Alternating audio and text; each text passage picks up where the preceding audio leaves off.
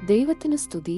ഇന്ന് 2024 ഫെബ്രുവരി മാസം 11 ആരാധനാ കലണ്ടർ അനുസരിച്ച് നോമ്പുകാലം 1 ഞായർ. ഇന്നത്തെ വചനഭാഗം. 1 വായന പുറപ്പാടിന്റെ പുസ്തകം അധ്യായം 24. വാക്യങ്ങൾ 12 മുതൽ 18 വരെ. മോശ സീനായി മലയിൽ 40 ദിവസം. കർത്താവ് മോശയോട് അരുളിച്ചെയ്തു, മലമുകളിൽ എന്റെ സമീപത്തേക്ക് കയറിവന്ന് കാത്തുനിൽക്കുക. ഞാൻ നിയമങ്ങളും കൽപ്പനകളും എഴുതിയ കൽപ്പലകൾ നിനക്കു തരാം, നീ അവ ജനത്തെ പഠിപ്പിക്കണം. മോശ തന്റെ സേവകനായ ജോഷ്വയോടുകൂടെ എഴുന്നേറ്റു. മോശ ദൈവത്തിന്റെ മലയിലേക്ക് കയറി. അവൻ ശ്രേഷ്ഠന്മാരോട് പറഞ്ഞു, ഞങ്ങൾ മടങ്ങി വരുന്നതുവരെ നിങ്ങൾ ഇവിടെ കാത്തുനിൽക്കുവിൻ. അഹറോനും ഹൂറും നിങ്ങളോടുകൂടെയുണ്ടല്ലോ. എന്തെങ്കിലും പ്രശ്നമുണ്ടായാൽ അവരെ സമീപിക്കുവിൻ. മോശ മലയിലേക്ക് കയറിപ്പോയി. അപ്പോൾ ഒരു മേഘം മലയെ ആവരണം ചെയ്തു. കർത്താവിന്റെ മഹത്വം സീനായി മലയിൽ ആവസിച്ചു.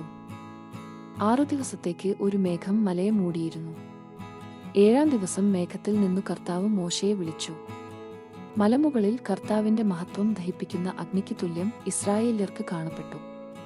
മോശ മേഘത്തിന്റെ ഉള്ളിൽ കിടന്ന് മലമുകളിലേക്ക് കയറി.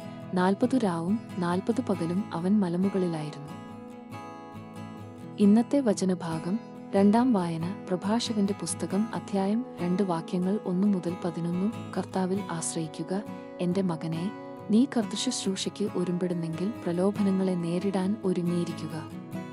നിന്റെ ഹൃദയം അവക്രവും അചഞ്ചലവുമായിരിക്കട്ടെ.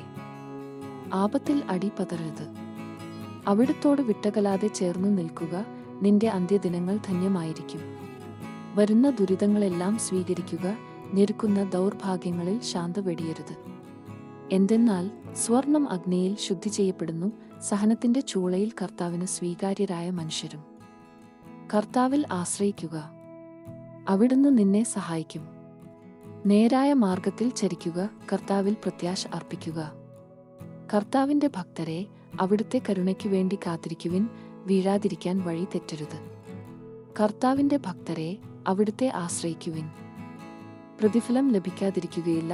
കർത്താവിന്റെ ഭക്തരെ, ഐശ്വര്യവും നിത്യാനന്ദവും അനുഗ്രഹവും പ്രതീക്ഷിക്കുവിൻ. കഴിഞ്ഞ തലമുറകളെപ്പറ്റി ചിന്തിക്കുവിൻ. കർത്താവിനെ ആശ്രയിച്ചിട്ട് ആരാണ് ഭഗ്നാശനായത്? കർത്താവിന്റെ ഭക്തരിൽ ആരാണ് പരിത്യക്തനായത്? അവിടുത്തെ വിളിച്ചപേക്ഷിച്ചിട്ട് ആരാണ് അവഗണിക്കപ്പെട്ടത്? കർത്താവ് ആർദ്രഹൃദയനും കരുണാമയനുമാണ്. അവിടുന്ന് പാപങ്ങൾ ക്ഷമിക്കുകയും കഷ്ടതയുടെ ദിനങ്ങളിൽ രക്ഷയ്ക്കെത്തുകയും ചെയ്യുന്നു. ഇന്നത്തെ വചനഭാഗം. 3 വായന ഹെബ്രായർക്കുള്ള ലേഖനം അധ്യായം 2 വാക്യങ്ങൾ 10 മുതൽ 18 വരെ. പരീക്ഷിക്കപ്പെടുന്നവരെ സഹായിക്കാൻ കഴിവുള്ളവൻ ആർക്കുവേണ്ടിയും ആരുമൂലവും എല്ലാം നിലനിൽക്കുന്നുവോ, ആര് അനേകം പുത്രന്മാരെ മഹത്വത്തിലേക്ക് നയിക്കുന്നുവോ, ആ രക്ഷയുടെ കർത്താവിനെ അവിടുന്ന് സഹനം വഴി പരിപൂർണനാക്കുക തികച്ചും ഉചിതമായിരുന്നു. വിശുദ്ധീകരിക്കുന്നവനും വിശുദ്ധീകരിക്കപ്പെടുന്നവരും ഉദ്ഭവിക്കുന്നത് ഒരുവനിൽ നിന്നു തന്നെ. അതിനാൽ അവരെ സഹോദരർ എന്നു വിളിക്കാൻ അവൻ ലജ്ജിച്ചില്ല. അവൻ പറയുന്നു, അങ്ങേ നാമം എന്റെ സഹോദരരെ ഞാൻ അറിയിക്കും. സഭാമധ്യേ അങ്ങേക്ക് ഞാൻ സ്തുതിഗീതം ആലപിക്കും.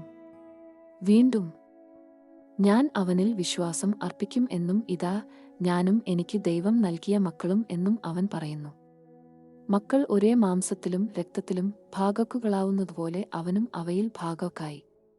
അത് മരണത്തിന്മേൽ അധികാരമുള്ള പിശാചിനെ തന്റെ മരണത്താൽ നശിപ്പിച്ച് മരണഭയത്തോടെ ജീവിതകാലം മുഴുവൻ അടിമത്തത്തിൽ കഴിയുന്നവരെ രക്ഷിക്കുന്നതിനു വേണ്ടിയാണ്.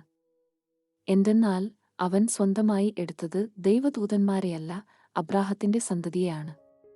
ജനങ്ങളുടെ പാപങ്ങൾക്കു പരിഹാരം ചെയ്യുന്നതിനുവേണ്ടി ദൈവിക കാര്യങ്ങളിൽ വിശ്വസ്തനും കരുണയുള്ളവനുമായ പ്രധാന പുരോഹിതനാകാൻ അവൻ എല്ലാ കാര്യങ്ങളിലും തന്റെ സഹോദരരോട് സദൃശനാകേണ്ടിയിരുന്നു.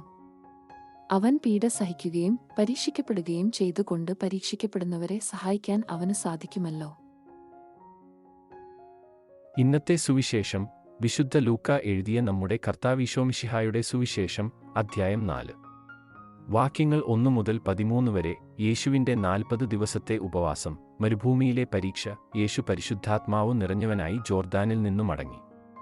ആത്മാവ് അവനെ മരുഭൂമിയിലേക്ക് നയിച്ചു. അവൻ പിശാചിനാൽ പരീക്ഷിക്കപ്പെട്ട് 40 ദിവസം അവിടെ കഴിഞ്ഞുകൂടി. ആ ദിവസങ്ങളിൽ അവൻ ഒന്നും ഭക്ഷിച്ചില്ല. അവസാനം അവന് വിശന്നു. അപ്പോൾ പിശാച് അവനോട് പറഞ്ഞു, നീ ദൈവപുത്രനാണെങ്കിൽ ഈ കല്ലിനോട് അപ്പമാകാൻ കൽപ്പിക്കുക.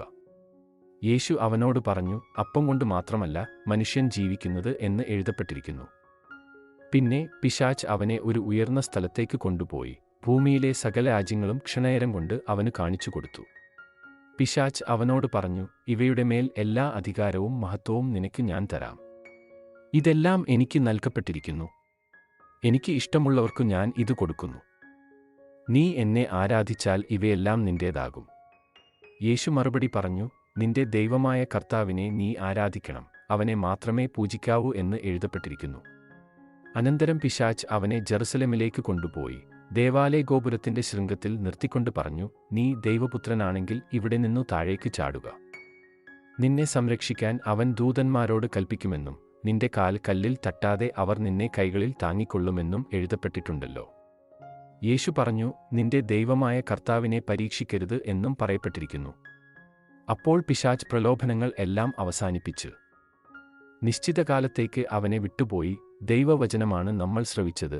നമ്മുടെ കർത്താവായ മിശിഹായ്ക്കു സ്തുതി.